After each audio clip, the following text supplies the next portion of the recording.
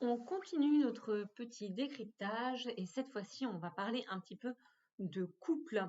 Ici, je vais vous donner deux outils pour apaiser votre couple. Je rappelle que j'accompagne aussi les couples à traverser les crises ou à mieux communiquer. Deux outils qui vont vous être utiles, qui sont très simples, basiques, vous allez me dire, mais en fait que peu de personnes mettent en, en pratique dans le couple, parce que c'est pas si facile que ça. Premier outil, l'autre n'est pas soi. Ça veut dire quoi? Ça veut dire qu'il faut accepter que l'autre soit différent de nous, n'ait pas le même fonctionnement que nous, n'ait pas les mêmes attentes. À partir du moment où vous acceptez, vous intégrez le fait vraiment que votre conjoint n'est pas comme vous, ne réagit pas comme vous, eh bien, vous allez voir que vous allez avoir une relation beaucoup plus apaisée, beaucoup moins frustrante, car vous n'allez pas attendre chez votre partenaire quelque chose qu'il n'est pas en mesure de vous donner. Donc ça, c'est vraiment extrêmement important. Intégrer le fait que moi je suis comme je suis, lui il est comme il est. Nous sommes différents et c'est aussi pour ça que je l'aime, parce qu'il ne me ressemble pas non plus en tout point, ça m'intéresse pas. Il a ces côtés-là qui m'ont attiré et voilà aussi pourquoi je l'aime. Intégrer vraiment le fait qu'il fonctionne différemment de vous. Après, vous allez me dire, oui, mais il n'a pas fait ci, il n'a pas fait ça, il pense pas à ci, il pense pas à ça, ça m'énerve. Ça m'énerve. J'ai envie de dire, tant qu'en fait, votre relation, elle garde le respect et la sauvegarde de votre dignité et de votre intégrité, tant que il ne met pas ça en danger, eh bien, vous devez de respecter ces différences et son propre fonctionnement qui lui est complètement propre parce que il a sa propre histoire, vous avez votre propre histoire et vous avez chacun des réactions différentes parce que vous n'avez pas le même tempérament et que vous n'avez pas le même passif, la même histoire. Donc vraiment intégrer que l'autre ne pense pas comme vous, la même façon, de la même façon, ça va vous aider vraiment à vous calmer sur certains points de tension, certains domaines qui sont un petit peu sujets à conflit ou à discussion ou à divergence. Si vous intégrez qui ne fonctionne pas comme vous, eh bien, vous allez vraiment être moins frustré et moins aigri. Première chose. Deuxième chose, un outil pour votre couple pour vraiment apaiser la relation si jamais vous êtes dans une période qui est un petit peu compliquée, c'est la suivante. Arrêtez le cercle vicieux et infernal des reproches. Qu'est-ce que c'est? Ça, c'est un cercle qui vient notamment avec la parentalité.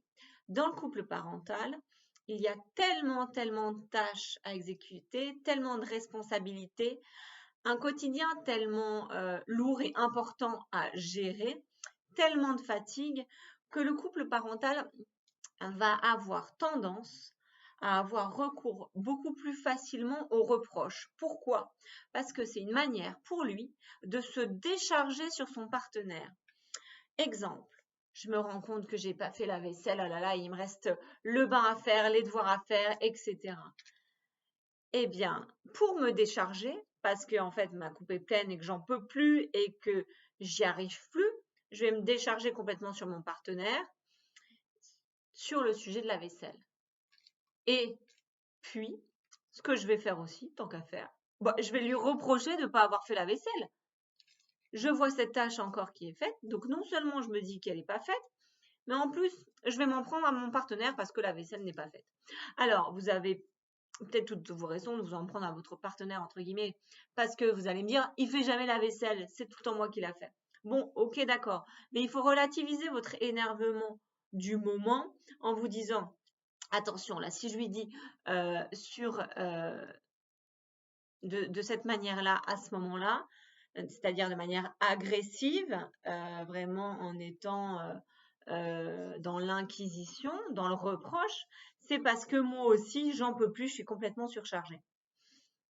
Donc, il faut relativiser les instants de fatigue dans le couple parental. Ça va vous aider vraiment à relativiser donc les crises, les disputes et tout en vous disant ah oui, non, mais là, je m'énerve parce qu'en fait, j'ai encore ça à faire et que je suis crevée. C'est pas tant que je lui en veux à lui personnellement, mais c'est plus que moi, j'en peux plus, je suis surchargée.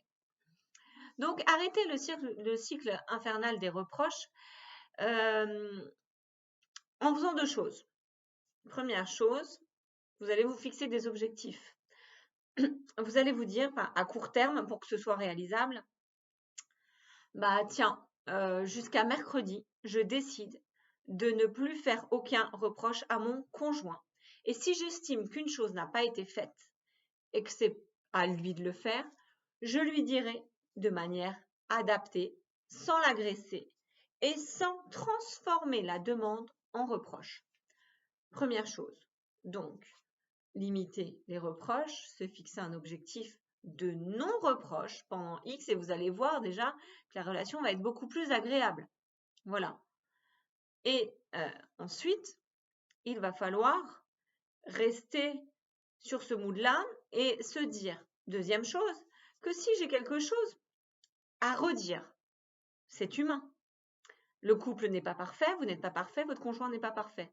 Donc, avoir des choses à se reprocher, c'est complètement humain, c'est même plutôt sain. Parce qu'on n'est pas là pour tout pardonner, on n'est pas des saints. Eh bien, se dire que je vais axer mon couple plus dans la communication et plus que dans le reproche. Je vais apprendre à communiquer avec lui et à établir en amont la liste des tâches que j'aimerais qu'il fasse, soit à ma place, soit pour m'aider, et en anticipant les moments. Bah, tu vois, samedi et dimanche, il y aura ça et ça à faire. J'aimerais que ces jours-là, ce soit toi qui gère le linge et qui gère les repas pendant tout le week-end.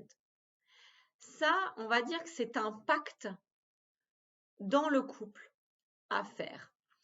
Et ce système de pacte, il faut l'utiliser un peu tout le temps de manière naturelle au quotidien pour ne pas qu'il y ait de compréhension et de rancœur après coup, car il n'y aura pas eu assez de communication et assez de demandes explicitées clairement. Parce que le problème, bien souvent, des femmes, c'est qu'elles s'attendent à. Oui, mais s'attendre à, ça ne veut pas dire j'ai communiqué clairement à mon partenaire ce que j'attendais de lui. C'est juste que moi, bah, je m'attends à ce qu'il fasse la vaisselle. Ok, mais est-ce qu'il est au courant qu'il a cette tâche à faire? Ah bah s'il n'est pas au courant et que lui, dans sa tête, il a d'autres priorités, se reposer sur le canapé, faire des jeux avec les enfants, eh bien la vaisselle, elle sera pas faite. Et vous, ça va vous énerver, ça va vous remettre dans un cercle vicieux, infernal de disputes et de reproches, parce que cette vaisselle, elle n'aura pas été faite. Alors que si, au préalable, vous communiquez votre demande de manière claire, parce que vous savez très bien que l'autre n'est pas vous, qu'il ne fonctionne pas comme vous, qu'il a donc peut-être pas forcément les mêmes priorités au quotidien dans l'intendance, dans la gestion du foyer, eh bien à ce moment-là, votre demande elle sera claire et elle sera exécutée. Vous pourrez donner à votre mari l'occasion de vous satisfaire. Si vous ne vous exprimez pas clairement, eh bien, vous ne donnez pas à votre mari la chance d'être un conjoint comme vous l'attendez. Gardez toujours ça en tête et ne gardez pas les choses pour vous. Exprimez-vous en amont, en anticipant et pas dans le reproche. En anticipant les choses, eh bien, il n'y aura pas d'occasion de reproche, de dispute, etc. Alors vous allez me dire, oui, mais moi j'en ai marre d'avoir toujours à tout lui dire en amont, comme tu dis, Solveig.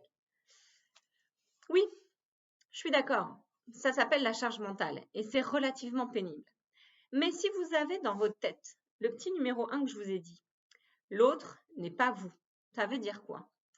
L'autre ne fonctionne pas comme vous. L'autre n'a pas les mêmes priorités que vous. Si vous comprenez ça, vous avez tout compris à votre couple.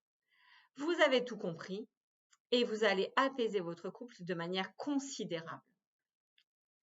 Il n'a pas les mêmes priorités, mais rien n'empêche que vous lui disiez quelles sont les vôtres afin qu'il se plie aussi à vos priorités.